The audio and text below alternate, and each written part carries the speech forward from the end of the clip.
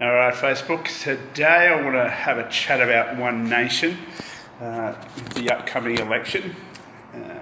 Wanted to really talk about what I think they could be and what they currently are. But before we do that, I'm just going to ask you to do me a huge favour. So if you get anything out of these videos, if you could jump into the comments section and just say hello, ask me a question, like and share, that'd be great.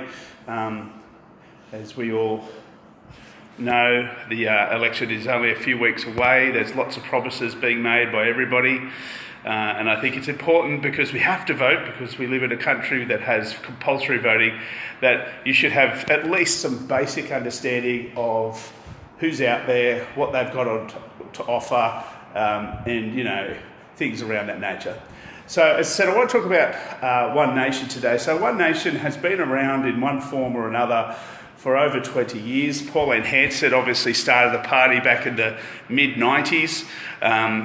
Primarily, to start with, she was in Queensland. She has spread through the rest of the country, obviously, over the last 20 years.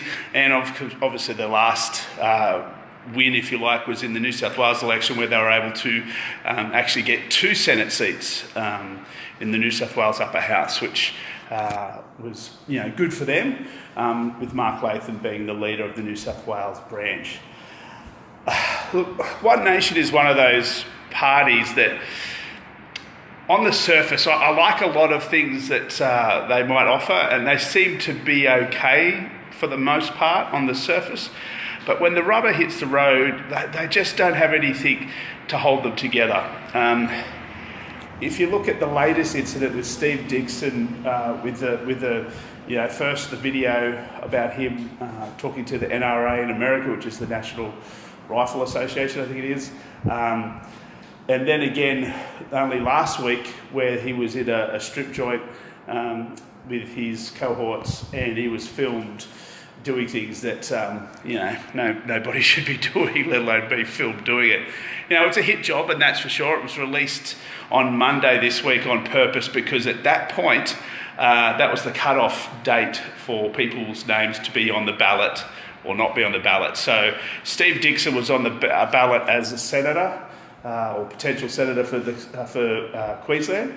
And even though he has resigned and he's no longer actually running for the Senate for One Nation or anyone else, his name is still on that ballot ticket, which will cause a lot of confusion, because people will remember the name potentially, and I think this is why it was released on Monday, and deliberately avoid voting for One Nation, where maybe they would have if they had another name there. But if they read the name and think he still somehow represents the party, then that means that they would be voting for him, when in fact he's not actually involved anymore.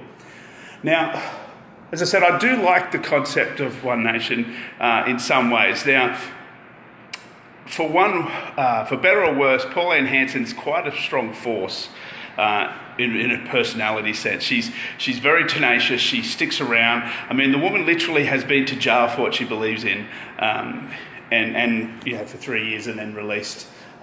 You can't fault her passion, but I think the biggest problem she has is she just has nothing to offer in terms of having the ability to build a party. And that's seen through every time. That this happens time and time again with the Steve Dickson is just the latest version of it, but so many times she offers up people to run for her party who turn out to be either disloyal, jump ship, totally inappropriate in one way or another, totally flaky. She just can't attract good quality people. And the reason for this is that she's the cult of personality. And unfortunately, this is the problem with minor parties a lot of the time. The United Australia Party is the same. It's Clive Palmer all over again. It's about him. And in this case, it's about Pauline Hanson. If she disappears tomorrow, there's no One Nation.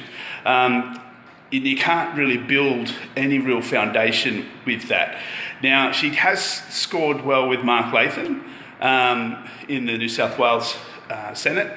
And so he'll be there for 8 years under the One Nation banner, assuming One Nation doesn't disappear into every other area and dissolves. But beyond that, she really hasn't got anyone that can... Thanks, Jackson. Appreciate the comment.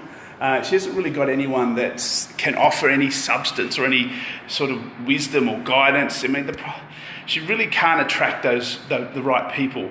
Now, you could argue that Labor and Liberal have the odd candidate that falls apart, and that's true, but as an organisation, they're much more capable of finding quality people that have better judgment than, say, Steve Dixon and people like him. But saying all that, I still think we need to vote in the Senate a crossbench that is made up of minor parties. And in part, if One Nation does get a Senate seat in the next election, I won't be displeased because I think, especially if we get the Labor government, which is most likely the scenario we're going to have, I think we need to have people in the Senate that will really keep them in check. And unfortunately, the Greens aren't going to be those people. The Greens are just going to, if anything, they're more loopy than the Labor Party. So yeah, they're my thoughts on One Nation. If Pauline Hanson could get herself out of the limelight, find some other quality people to help run the party, not only in terms of running in seats as candidates, but also in the leadership, where she could take the spotlight off her, and it's not all about her, but One Nation as a party and their policies, which you obviously can't do with this election cycle, then I think in the long term, she may have a better, or the party may have a better future. But in the short term, I just think, once Pauline Hanson's no longer really part of the whole thing, I think it all falls apart. Anyway, I hope that helps. If you do everything you want me to look into for you, it would be my pleasure. Jackson, I know you did mention donkey votes, so I'll probably I think I'll do a video on that tomorrow and go into a bit more depth about what a donkey vote means. All right, guys, talk to you then.